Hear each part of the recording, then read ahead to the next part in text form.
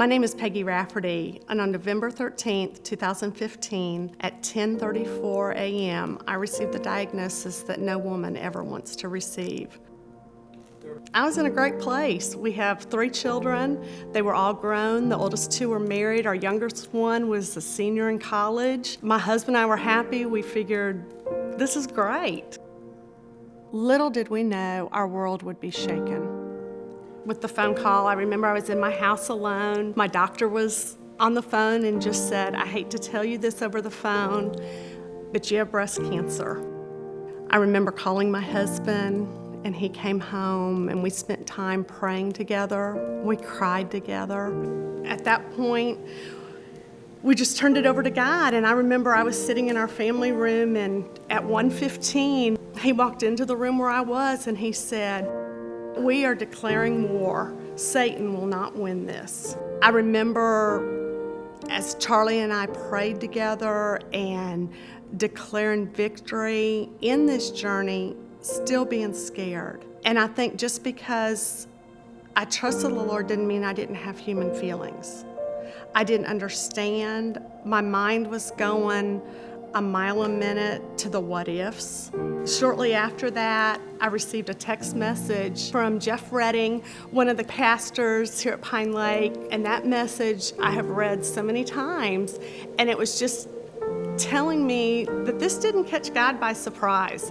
It had just taken my doctors and me a while to find out what he already knew, and that God had a plan through all this. And through that, I took comfort, and I was like, he's right. God has a plan. As the surgery got closer, I was scared. I was sad. I didn't know what my life would be like. I didn't know what my treatment would be like. I sailed through the first 3 weeks. But at about 6 weeks, I was frustrated. I would cry all the time. Cancer is not fun. It's not. But I clung just to the fact that I truly believe God was faithful and that he was going to use this for his glory somehow.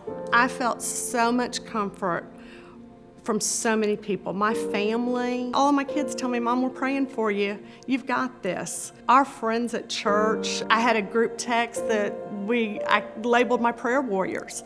I knew at any time when I was feeling discouraged or scared, I could pick up my phone, I could send a group text to these women. They would stop what they were doing and immediately be on their knees doing battle for me. There is no feeling like that, knowing I was never alone in this journey. He surrounded me with people that gave me comfort, but my source of comfort was the Lord. And that knowing that the God of the universe cared about little me in Ridgeland, Mississippi, and I rejoiced. And I'll never forget one day when I was headed down to the oncologist's office, and I didn't want to go, and it's just sad in there, and you see people that have no hope, that don't know. And my husband just looked at me and said, you're not going to a doctor's appointment, you're going to your mission field. And I'll never forget, 4 weeks after my surgery, I received a phone call from one of the nurses and said, we have a patient. Would you mind if we gave her your name? And I said, no. And that's just one.